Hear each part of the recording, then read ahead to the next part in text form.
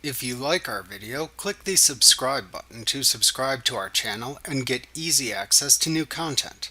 To see our full suite of ad-free video courses and training materials, visit us at teachucomp.com.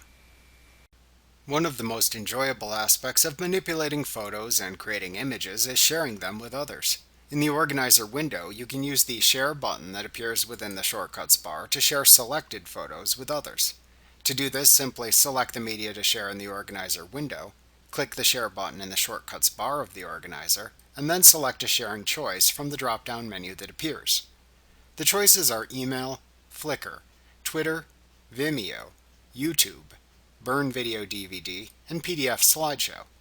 You can also click the Share button that appears in the Shortcuts bar of the Photo Editor window when a photo is opened or you have photos within the photo bin.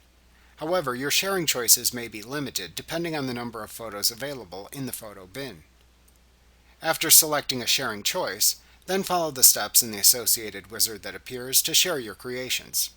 For example, if you select the email choice, your computer's default email program will launch, allowing you to send the selected photos. If you select Flickr, Twitter, Vimeo, or YouTube, then Elements will optimize the selected photos for sharing on the selected site and then prompt you for your login credentials for the selected site to complete the upload.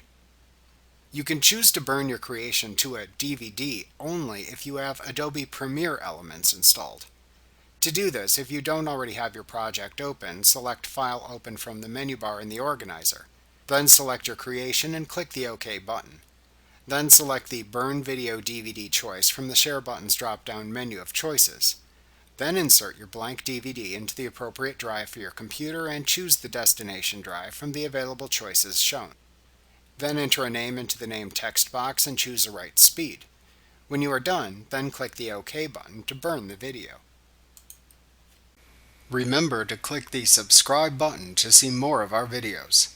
Get ad-free courses at teachucomp.com.